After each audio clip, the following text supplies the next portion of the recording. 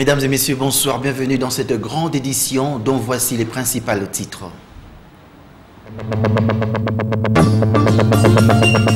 Dans le cadre de sa mission officielle, le président de la République, Félix-Antoine Tshisekedi Tshilombo, a visité le musée d'Atatürk et de la guerre de l'indépendance situé en plein cœur de la ville d'Ankara.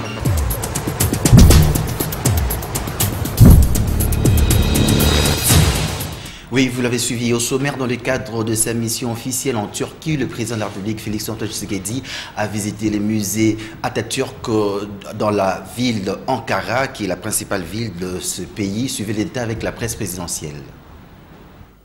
La République démocratique du Congo abritera en août 2022 la 9e édition des Jeux de la francophonie.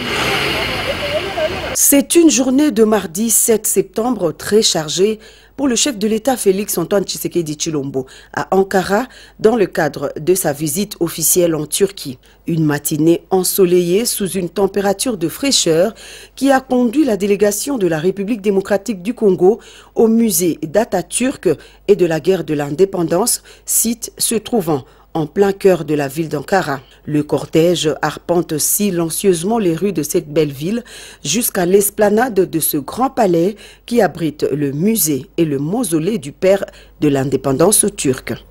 Ici, le chef de l'État Félix-Antoine Tshisekedi Tshilombo reçoit les honneurs de l'officier de l'armée turque en charge du commandement du mausolée.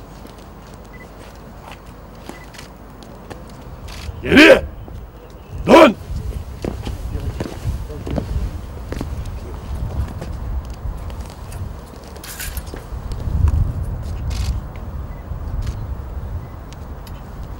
Oui, madame!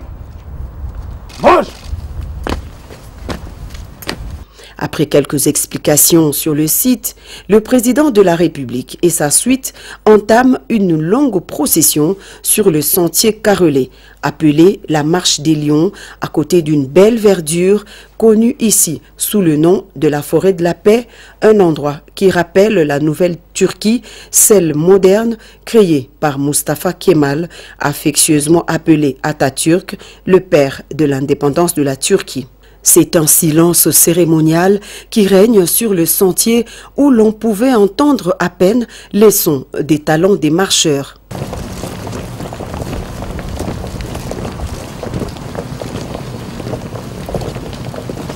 Cap vers la première section du musée, située entre les tours de la lutte nationale et de la Révolution, où sont gardés et exposés les effets personnels d'Atatürk.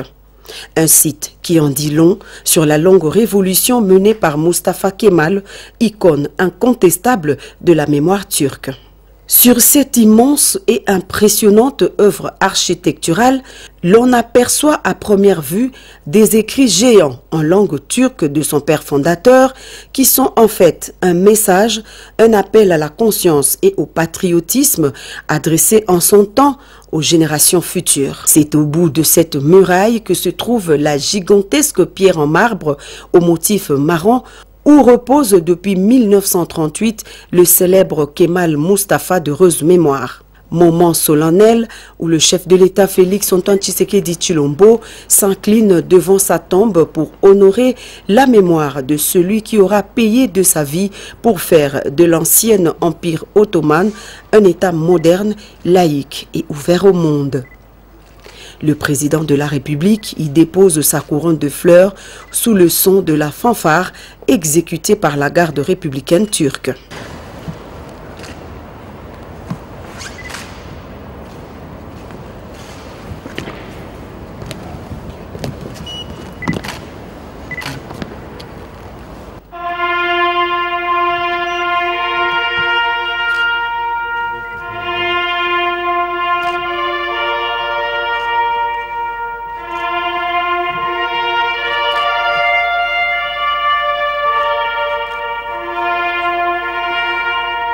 Après la photo souvenir prise devant le bloc du monument, le chef de l'État a clôturé la première partie de sa journée à Ankara par la signature du livre d'honneur dans la grande salle de la Tour du Pacte avant de reprendre la route de sa résidence.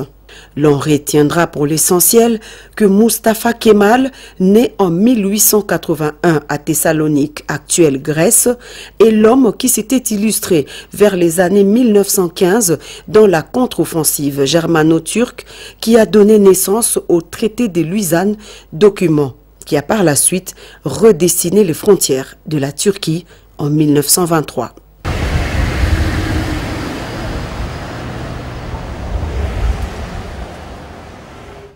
Pour sa part, le Premier ministre Jean-Michel Sama Lukonde évalue les préparatifs de Jeux de la francophonie avec les acteurs impliqués dans l'organisation. James Katamba nous en dit plus.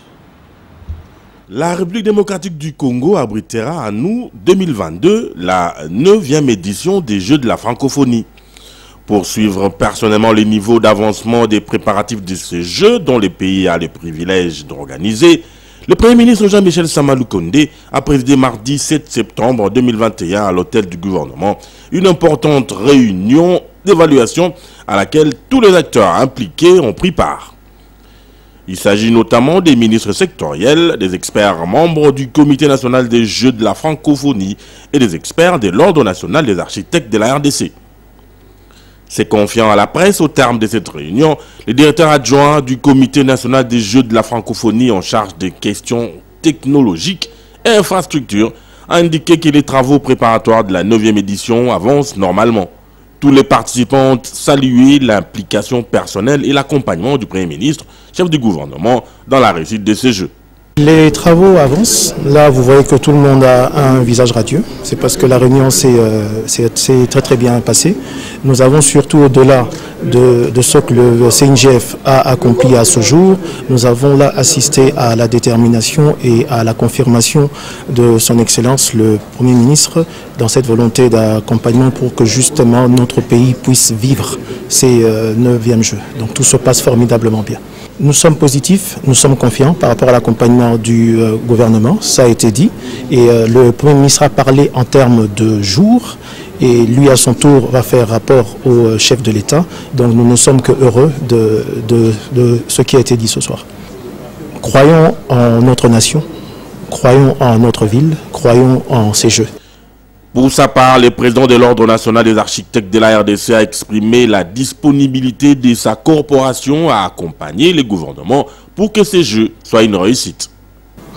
À ce jour, je pense que tout le monde devrait être rassuré et positif, surtout l'engagement du chef de l'État. Et techniquement, la séance de travail qui a été fait au niveau du ministère de l'ETPR et l'accompagnement également du ministre d'État personnellement.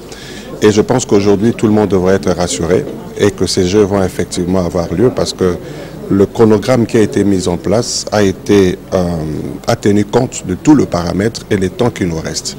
Et en tant que président de l'Ordre des architectes de la République démocratique du Congo, nous avons comme rôle d'accompagner ces Jeux avant, pendant et après. Il reviendra au chef du gouvernement de faire à son tour rapport au président de la République, Félix-Antoine Tshisekedi Tshilombo, sur l'état d'avancement des préparatifs de la 9e édition des Jeux de la francophonie dont le pays a le privilège d'organiser. Toutes les batteries sont donc mises en marche pour que ces Jeux soient une réussite totale pour la RDC. Évaluer l'état d'avancement de travaux de construction des écoles au Kankokolo, c'est l'objet de la visite du directeur du cabinet Chrysostome Ila Ngongo qui a été dépêché sur le site par le ministre d'État en charge de l'infrastructure et des travaux publics, Guissaro Alexis. Ce projet s'inscrit dans le cadre de la construction de 3000 écoles initiées par le chef de l'État Félix-Antoine Tshisekedi Tshilombo. Poursuivez. Le projet 300 écoles à construire initié par le chef de l'État pour appuyer la gratuité de l'enseignement va bon train. Ce mardi 7 septembre 2021, dans le cadre du pilotage de ce projet, la commission qui coordonne les travaux s'est rendue au site du Kankokolo.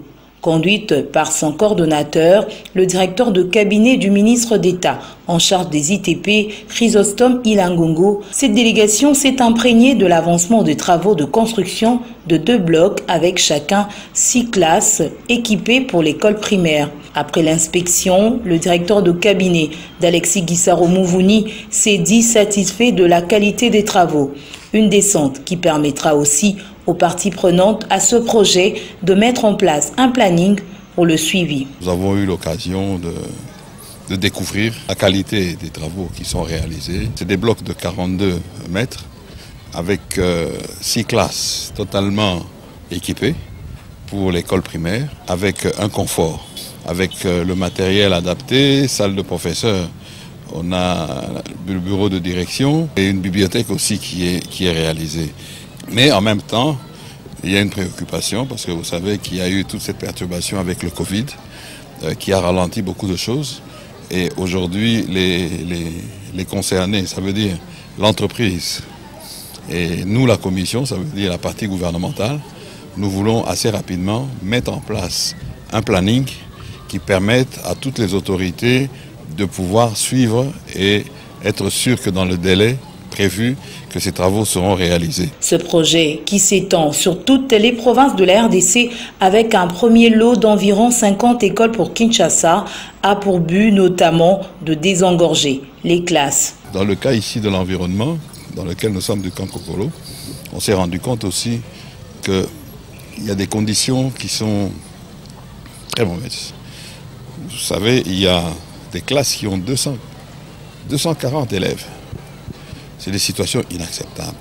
Ce qui explique vraiment cette initiative du chef de l'État qui veut réellement désengorger les classes et assurer une bonne éducation à nos enfants. L'entreprise Zeidcor qui exécute les travaux dans le site du Kankokolo devra éventuellement effectuer d'autres travaux liés à l'amélioration des conditions de travail et à l'assainissement de l'environnement de cette école.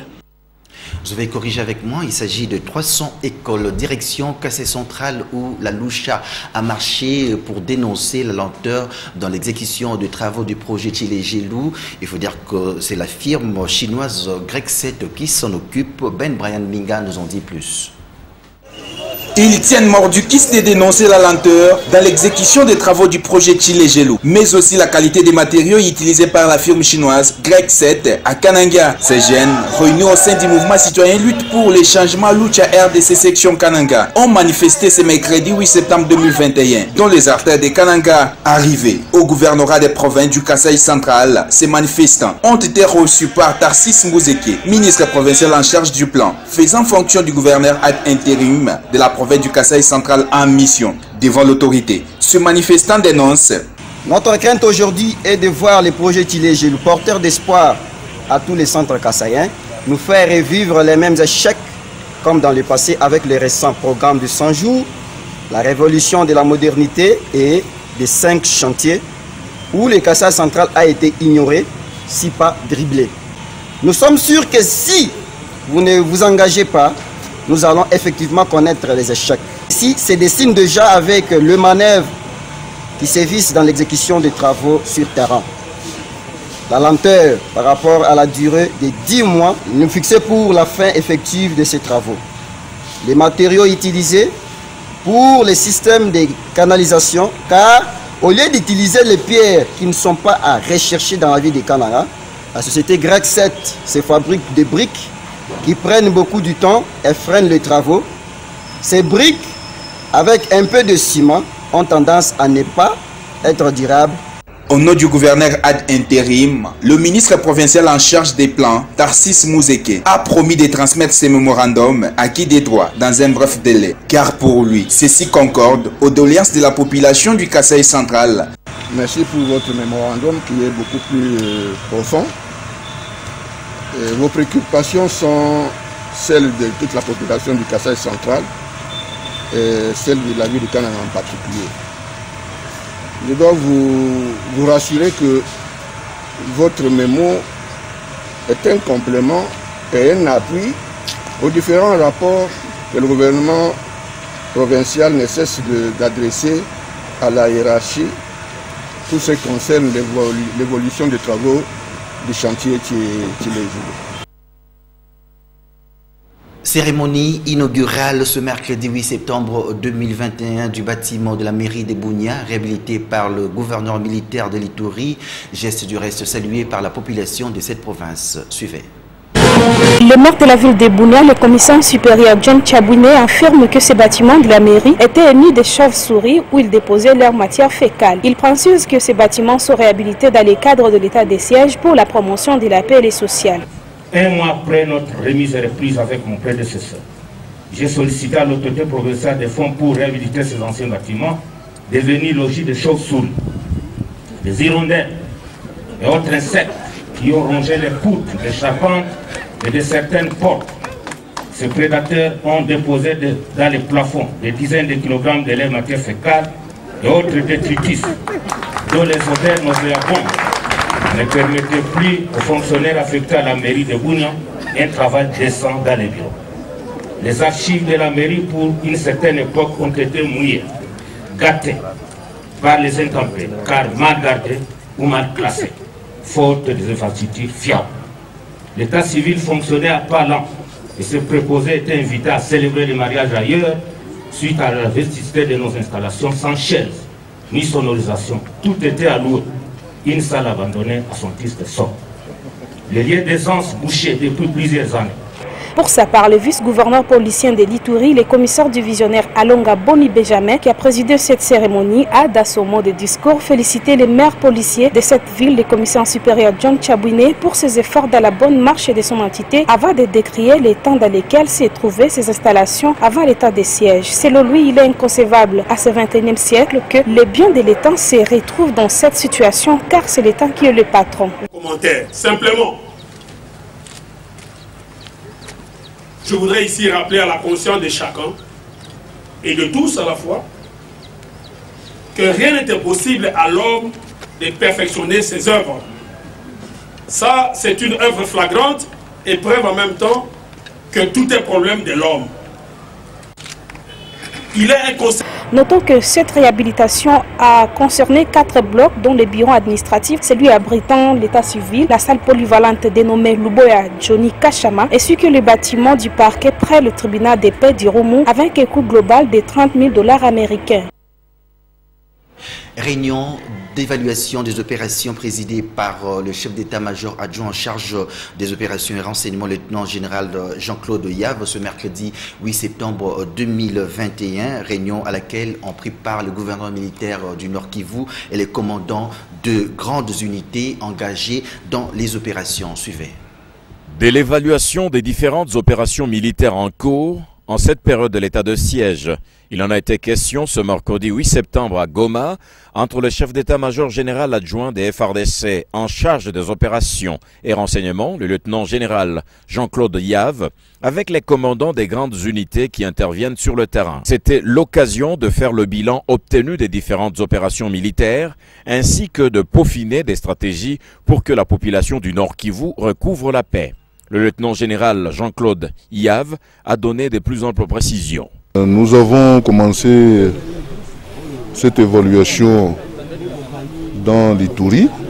Nous sommes arrivés dans le Grand Nord avec les 2 gouverneurs. Nous avons essayé pratiquement de parler des opérations conjointes qui devaient se faire pratiquement sur les 2 provinces. De là, nous avons fait une très grande évaluation de ce que nous sommes en train de faire sur le terrain, dès le début de l'état de siège jusqu'aujourd'hui. Ici, présentement, c'était le tour de Goma. On a réuni pratiquement les commandants des grandes unités qui nous ont pratiquement exposé à tour de rôle les opérations qu'ils ont pu mener et les bilans qu'ils ont pu obtenir et ce qui reste à faire vraiment pour que la population puisse vraiment trouver sa quiétude et que nous puissions travailler sur une paix durable. Et je vous dis que ça ne se termine pas parce que cette évaluation va continuer à Kinshasa. Ont pris part à cette réunion le gouverneur militaire du Nord Kivu, le lieutenant-général Constant Ndima Kangba, le commandant de la 34e région militaire, le général de brigade Ghislain Chinkobo, le commissaire provincial de la police au Nord Kivu et d'autres commandants des unités, tous déterminés à mettre fin à l'insécurité qui sévit en province. Nous vous proposons à présent de suivre l'arrivée à Goma du lieutenant-général Jean-Claude Yave après un bref séjour à Béni. Après un bref séjour à Béni, où le chef d'état-major général adjoint en charge des opérations et renseignements de FARDC a palpé du doigt la situation sur le front, le lieutenant-général Jean-Claude Yave est arrivé à Goma ce mardi 7 septembre 2021.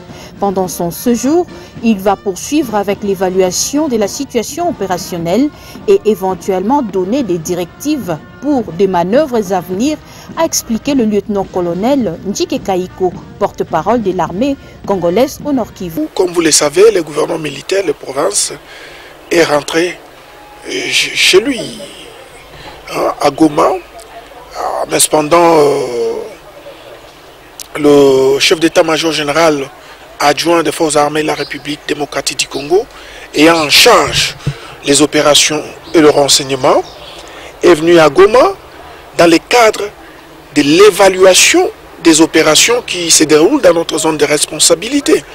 Vous êtes sans oublier que les forces armées de la République démocratique du Congo mènent des opérations contre tous les groupes armés sans distinction aucune. Et lui, en tant que le patron, n'est-ce pas, de ces opérations, il est venu s'imprégner de la manière dont ces opérations se déroulent, quelles sont les manœuvres déjà exécutées et quelle est la manœuvre, n'est-ce pas, projetée ou la manœuvre future. Donc il aura droit à tout ça lors des exposés de différents animateurs dont je veux parler ici, de commandants qui sont engagés directement dans les opérations. Cette haute personnalité de l'armée congolaise s'est fait accompagner du gouverneur militaire du Nord Kivu qui désormais a élu domicile à Béni afin de se rapprocher des opérations militaires. Dans un autre registre, les habitants de l'avenue Isoké dans la commune de Barumbu font face à l'insalubrité totale due au manque d'entretien de caniveaux transformés en poubelles. C'est un reportage signé par Mbebo Bénédicte rendu par Patrick Borel-Mukenzi. À ces jours, l'avenue Isoké sur la direction Belgica dans la commune de Barumbu est inondée par les immondices qui débordent et maintenant commencent à dégager des odeurs nauséabondes et pestilentielles, au grand désarroi des habitants de cette partie de la capitale. L'un des riverains pense que c'est la population qui est à la base de cette insalubrité. Ce sont nous-mêmes la population qui sont vraiment à la base de l'insalubrité dans nos caniveaux, surtout dans mon quartier, là où j'habite. Il y a vraiment un certain nombre de négligences et un certain nombre de... Déverser jour et nuit les immondices sur cette avenue veut tout simplement dire exposer les habitants à de nombreuses maladies. C'est une question d'éducation. Les gens doivent être éduqués, vraiment éduqués et puis instruits. Sinon, ça peut entraîner beaucoup de choses, entre autres la maladie, entre autres beaucoup de choses. Pour ne citer que c'est notre bourgmestre aussi, lui aussi, il a une part de responsabilité dans notre commune. Il doit essayer un peu de mobiliser les gens, Sinon, cette histoire de salongo qui ne se font que le samedi, en tout cas, c'est pas logique. On doit vraiment faire en sorte que les salongos là du samedi là, que ça soit vraiment un salongo de chaque jour. Les autorités communales, provinciales et centrales doivent jeter un clin d'œil sur cette avenue qui risque de devenir un lieu d'accueil des déchets. Sport à présent, le ministre des Sports Serge Condé a visité le site de 22 stades municipaux quelques heures avant la rencontre Bénin-RDC des éliminatoires de la Coupe du Monde Qatar 2022 sous le guide de son homologue béninois Oswald Omeki, reportage signé Africa Mujinga et Rigo Mlopo. C'est à 42 km du centre de Cotonou, capitale du Bénin, en plein espace vert et inhabité, que le gouvernement a dupliqué devant des stades municipaux de la série pour la formation et la compétition de la jeunesse sportive. Le ministre des Sports de la République démocratique du Congo, Serge Kondé, avait visité ces sites avant la rencontre béninois-RDC des éliminatoires de la Coupe du Monde Qatar 2022 sous les guides de son homologue béninois Oswald Omeki. Ce stade de 3000 places est destiné à la pratique du football, de l'athlétisme, du volleyball, du basket et du handball. C'est sur ces 4 disciplines sur lesquelles le ministère des Sports béninois focalise son attention. Voilà, comme nous avons les mêmes projets chez nous en RDC, il a été de notre obligation de venir accompagner de notre collègue, voir un peu la technologie qui est appliquée, les faisabilités et aussi pourquoi pas copier certains plans pour les adapter aussi chez nous en RDC. Cette initiative du gouvernement béninois est un vaste projet national qui a vu, dans sa première phase, la construction de 22 stades communaux aux normes internationales. Le stade que vous voyez ici vient de naître d'une forêt, c'est-à-dire qu'il n'y avait rien ici. D'ailleurs tout autour vous voyez qu'il n'y a même pas de lotissement. Donc on peut aussi faire la même chose au lieu de nous attarder sur les réaménagements ou les réfections des anciens stades. Nous pourrons aussi penser aller dans des espaces verts et faire naître des stades comme ça pour l'encadrement et le dénichement des stars. Parce que nous avons des bons joueurs, nous avons des talents qui sont cachés à travers la République mais qu'on ne sait pas dénicher par manque d'infrastructures sportives. Et le gouvernement des Warriors est capable de le faire parce que notre projet au Conseil des ministres avait été adopté à l'unanimité. Il sera juste question de mobiliser les fonds et passer à l'action. Le stade de Ouada fait partie de la deuxième série de 22 autres stades en chantier sur l'échiquier national du Bénin. Chose que le gouvernement des Warriors, qui dirige le Premier ministre Samalou Kondé, sous la vision éclairée du président de la République Félix-Antoine Tshisekedi Tshilombo, pourra réaliser dans le Grand Congo. D'une discipline à l'autre, l'Nzango moderne de la République démocratique du Congo sera présent au jeu de la francophonie qui aura lieu à Kinshasa en 2022. Quelques clubs qui prendront part à cette compétition se préparent déjà. Question d'afficher belle figure. En marge des 9e Jeux de la francophonie prévu au mois d'août de l'année prochaine à Kinshasa, l'Nzango Club GG Business a affronté l'Nzango Club RDT de Massina mardi à la Foire internationale de Kinshasa dans la commune de Limete. Après un match amplement discuté durant plusieurs minutes, au finish, le RDT bat l'Nzango Club GG Business de justesse sur la marque de 62 jets à 60.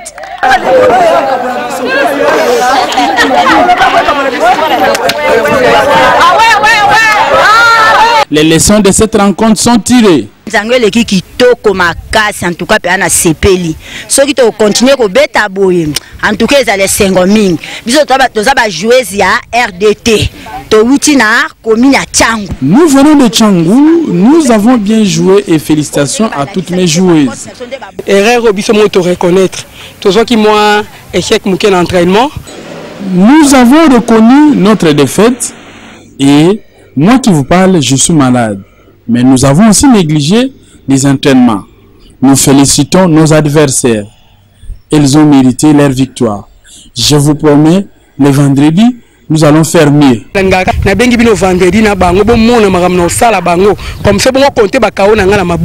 L'Nzango moderne fera une exhibition au 9e jeu de la francophonie de Kinshasa en RDC. Pour ce, les organisateurs prévoient une série de rencontres amicales, question de permettre aux dames d'être en forme. Alors nous allons faire le tour des actualités avec nos confrères de la Voix de l'Amérique.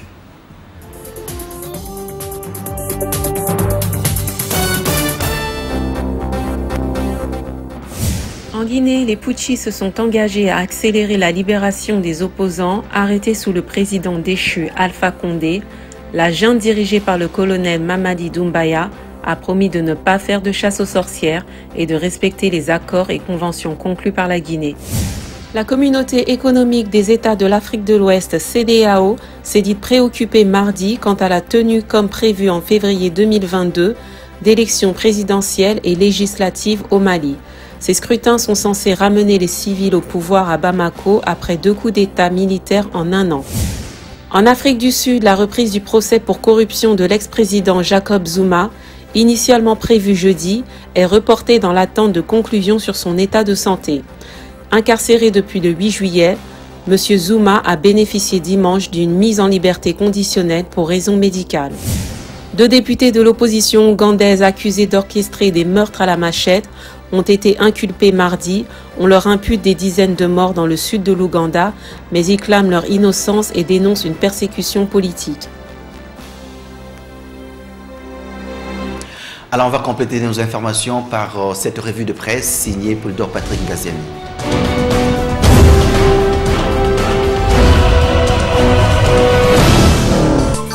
L'actualité n'a pas échappé aux différents journaux parus ce mercredi 8 septembre à Kinshasa. Il s'agit bien du tête-à-tête Tshisekedi Erdogan évoqué par l'avenir. Le président de la République, Félix Antoine Tshisekedi, a été reçu ce mardi 7 septembre 2021 par son homologue turc Recep Tayyip Erdogan au Palace, écrit le quotidien. Une rencontre intervenue aux alentours de 17h15, heure locale, indique une dépêche de la presse présidentielle. L'agence congolaise de presse, qui revient aussi sur cette information, fait savoir que le président de la République, Félix Antoine Tshisekedi, a émis le souhait de développer une coopération militaire avec la Turquie en vue de renforcer les capacités des FARDC en équipement et technique dans le but d'éradiquer définitivement. Publie la liste des sociétés qui exploitent illicitement les minerais en RDC, selon l'ONG ACAJ. La plupart ne sont pas identifiés. Cette ONG tire la sonnette d'alarme et invite le gouvernement congolais à diligenter une enquête administrative. Bonsoir.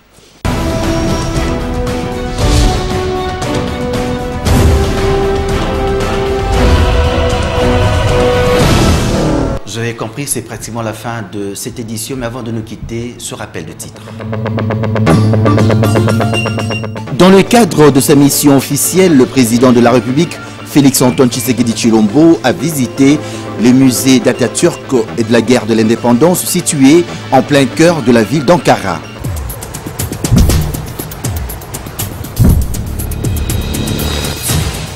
Si vous avez aimé ce journal, je dis merci pour vous, Africa Mujinga, qui l'a réalisé et coordonné. Excellente suite de programmes sur la chaîne des références. Au revoir.